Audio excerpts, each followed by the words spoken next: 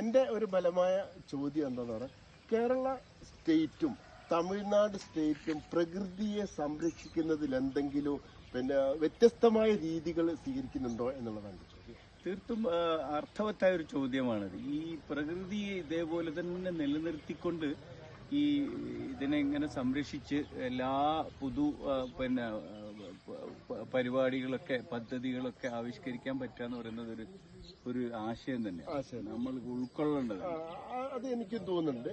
കേരളത്തെ അപേക്ഷിച്ച് തമിഴ്നാട് സ്റ്റേറ്റ് അതിൽ കുറച്ചുകൂടി ഫോക്കസ് ചെയ്യുന്നുണ്ട്. ഏത് സ്പോട്ടുകളും മറ്റുള്ളവർക്ക്, സന്ദർശകർക്ക്, ടൂറിസ്റ്റുകൾക്ക് കാണാനും അവിടെ എത്താനും ആവശ്യമായ സൗകര്യങ്ങൾ ചെയ്യുന്നു. പക്ഷെ കേരള ഗവൺമെന്റ് ടൂറിസത്തിന് കൽപ്പിക്കുന്നുണ്ടെങ്കിൽ പോലും അത് അത്രത്തോളം ആവുന്നില്ല, അവരുടെ ഇംപ്ലിമെന്റേഷൻ അത്രത്തോളം ആവുന്നില്ല എന്നുള്ളൊരു ചിന്ത എനിക്കുണ്ട്.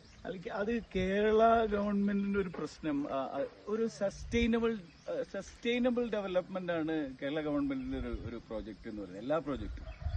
അതുകൊണ്ട് തന്നെ എന്താക്കാൻ പറ്റില്ല, ഉള്ളതിനെ നശിപ്പിച്ചിട്ട് വേറൊരു സാധനത്തിനെ കൊണ്ടുവരിക എന്ന് പറയുന്നത് കേരളത്തിന്റെ ഒരു മാതൃകയല്ല. അതുകൊണ്ടാണ് നമ്മൾ പലപ്പോഴും മറ്റ് സ്റ്റേറ്റുകളെക്കാൾ പിന്തള്ളി പോകപ്പെടുന്നത് എന്ന് തോന്നുന്നുണ്ട്.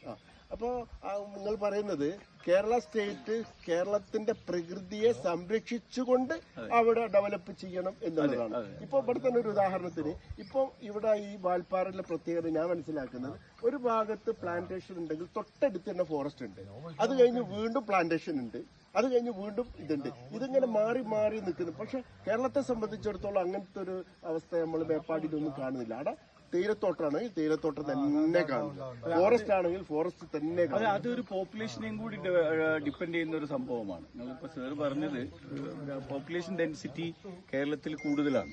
അത് തമിഴ്നാട്ടിൽ അത്ര തന്നെ ഇല്ല ഡെൻസിറ്റി. പോപ്പുലേഷൻ ഒരു പക്ഷേ ഹയർ ലെവലിൽ ഉണ്ടാവാം, പക്ഷേ ഡെൻസിറ്റി കുറവാണ്. കേരളത്തിൽ കൂടുതലാണ്. അപ്പൊ നഗരവൽക്കരണം കേരളത്തിൽ കൂടുതലാണ് അവിടെ.